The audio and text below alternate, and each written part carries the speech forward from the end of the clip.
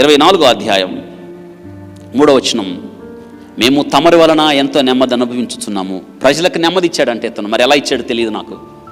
ప్రజలకు నెమ్మది ఇచ్చిన ఫెలిక్స్ తను మాత్రం నెమ్మది లేకుండా జీవించాడు.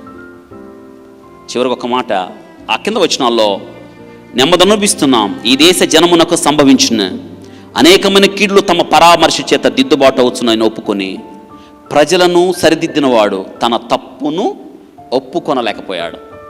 చూసారా, ఇతరులను బాగు చేశాడు, తను మాత్రం, చెప్పండి, ఇతరులను బాగు చేశాడు, తను మాత్రం బాగు చేసుకోలేకపోయాడు. ఎదుట వారికి బోధించు నీవు సంసోను ఎదుటున్న సింహాన్ని చీల్చేశాడు, మేకపిల్లను చీల్చినట్టు. కానీ తనలో ఉన్న శత్రువును మాత్రం జయించలేకపోయాడు. ఇదే సమస్య మనకి. దీన్ని ఆశ నిగ్రహం అంటారు. ప్రజలను సరిదిద్దిన ఫెలిక్స్ తన తప్పును ఒప్పుకొనలేకపోయాడు. 2 సంవత్సరాలు దేవుడు సమయం ఇచ్చాడు.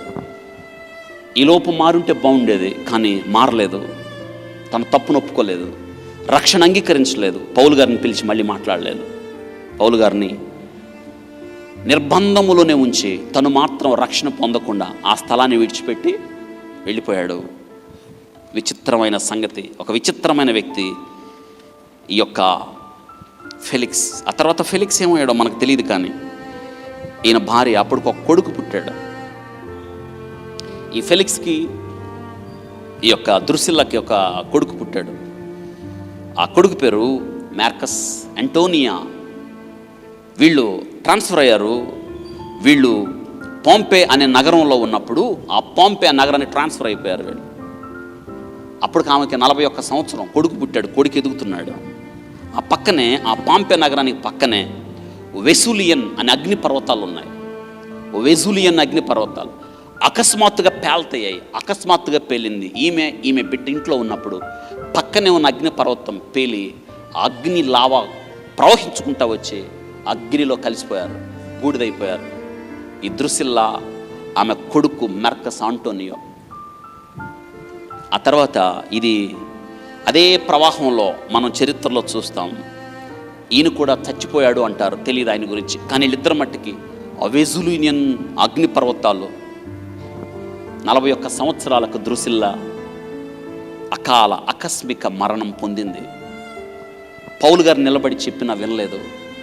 ధర్మశాస్త్రం ఎరిగి ఉండి ధర్మశాస్త్రాన్ని వివరించి చెప్తున్నా లోబడలేదు. తన భర్తకు చెప్పాల్సింది అది చేయలేదు.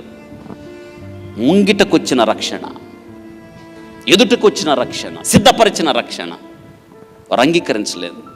యేసుక్రీస్తుని నోటితో ఒప్పుకోలేదు. ఒప్పుకుంటే రక్షణ, యేసుక్రీస్తుని నోటితో ఒప్పుకుంటే నువ్వేమవుతావు?